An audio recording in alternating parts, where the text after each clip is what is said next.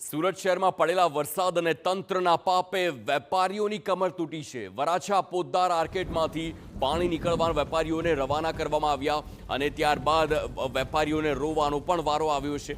200થી વધુ દુકાનદારો અને કરોડો રૂપિયાનું નુકસાન। તમામ માલ સામાન પલળી જતા વેપારીઓને રોવાનો વારો આવ્યો। કેટલાક વેપારીઓએ લોન લઈ આ વેપાર શરૂ કર્યો હતો।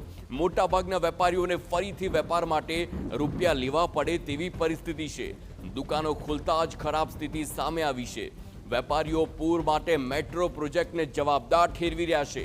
સ્થાનિકોનો આરોપ છે કે મેટ્રોની આડેધડ કામગીરી અને દબાણને પગલે આ સ્થિતિ સર્જાઈ છે। વેપારીઓ હવે સરકાર સમક્ષ મદદની ગુહાર લગાવી રહ્યા છે।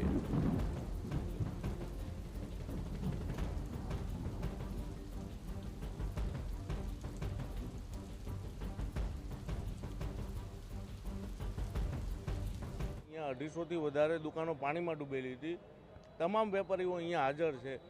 એમાં લગભગ વેપારીઓ વ્યાજે મકાન ઉપર લોન લઈને દુકાન ચલાવે છે। હમણાં દુકાનના શટર ખોલતા એકદમ ઝીરો થઈ ગયેલું છે। લાઇટથી લઈ ફર્નિચર માલ પડેલો ટોટલ લોસ છે। હવે અમારે આગળ શું કરવું તે અમને પણ ખબર નથી। હવે ગવર્મેન્ટ ઉપર અમે છોડીએ છીએ કે અમને વળતર આપવાનું। બીજું પરિસ્થિતિ છે કેટલી વિકટ પરિસ્થિતિ તો આનો હું શું કહી શકું। અમારી પાસે કાંઈ બચ્યું જ નથી, બધું ઝીરો। 15 વર્ષથી અમે અહીંયા દુકાન ચલાવતા હતા। 15 વર્ષમાં જે કાંઈ કમાણી હતી અંદર છે અને પાણીમાં ડૂબેલી છે। કોઈ દિવસ નહીં। અને પાણી આવવાનું કારણ પણ મેટ્રો છે। અહીંયા જે પતરા મારેલા છે તેનું તમામ ફ્લો અંદર દબાણ કરીને સીધો પોદારમાં 10થી 15 મિનિટમાં બધું ઝીરો કરે છે। કેટલી દુકાનો હશે, કેટલું અંદાજિત નુકસાન કહી શકાય?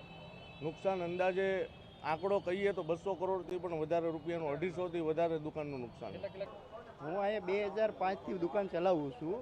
આજે સુધીમાં એક પણ વાર આવ્યું નથી। 21 વર્ષથી અમારી અહીંયા પ્રેક્ટિસ છે મોબાઈલની, અને જે બધી મારી મૂડી છે એ આ દુકાનમાં જ હતી। અને મેં આમાં 2 કરોડ રૂપિયાની લોન લઈને મેં કામ કરેલું છે। 2 દુકાન મારી પોદાર આર્કેટમાં શોપ છે।